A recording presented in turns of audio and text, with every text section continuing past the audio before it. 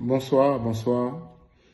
À vous tous qui m'écoutez en ligne, je vous salue, espérant que vous vous portez très bien. Alors aujourd'hui, je voudrais faire une courte vidéo où je vais parler toujours du mariage et des raisons pour lesquelles les gens se marient.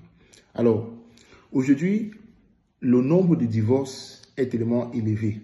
Et pourquoi est-ce que le nombre de divorces est élevé? Parce que les raisons pour lesquelles les gens se marient ne sont pas de bonnes raisons.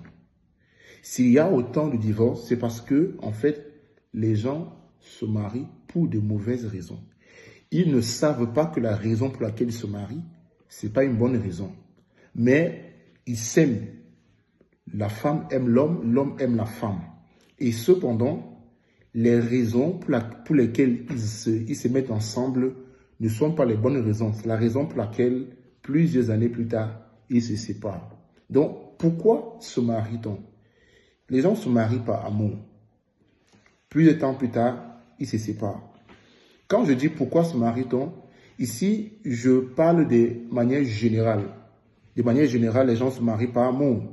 On n'a jamais vu des gens se détester, se marier, sauf si c'est mariage par contrat, par intérêt. Mais généralement, les gens se marient par amour. Les gens, quand ils se marient, c'est pour être heureux.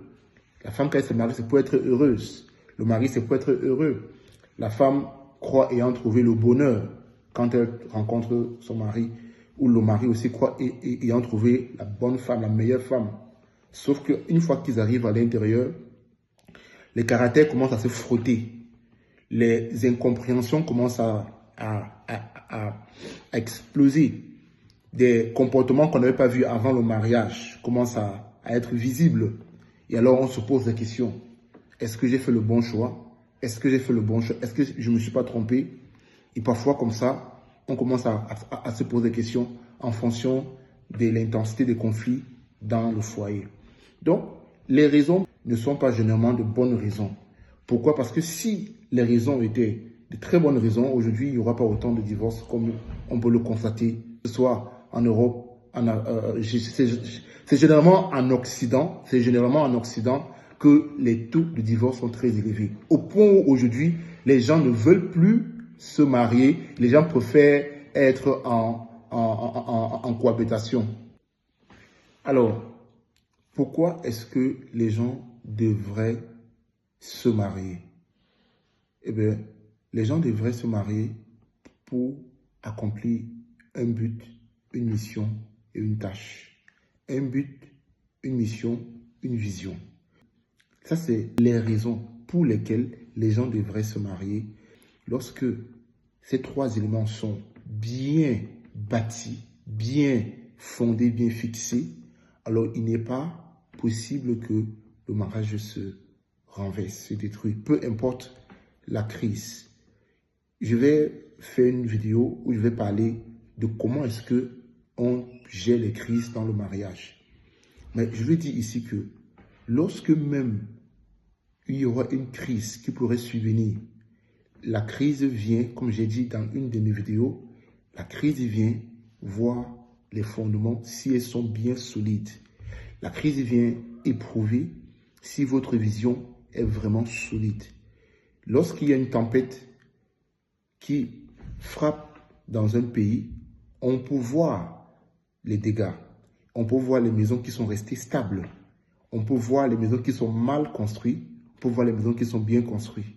Donc, lorsque une tempête frappe dans un endroit, les maisons qui sont bien bâties tiennent. Les maisons qui sont mal bâties tombent. De la même manière, la tempête frappe dans tous les couples. Eh bien, ceux qui tombent, ce sont les couples qui sont mal bâtis. Ceux qui tiennent, ce sont les couples qui sont bien bâtis.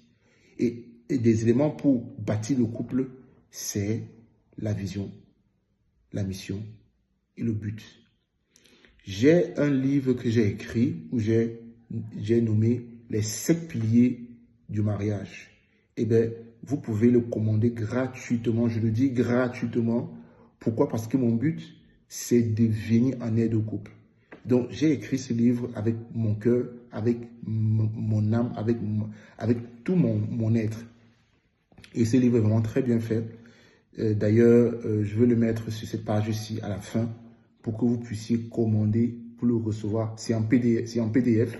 C'est un e-book en PDF, donc vous pouvez le télécharger gratuitement et le lire pour pouvoir bien bâtir votre mariage. Et d'ici là, je vous souhaite de passer une bonne journée et au plaisir de se retrouver dans ma prochaine vidéo. Au revoir.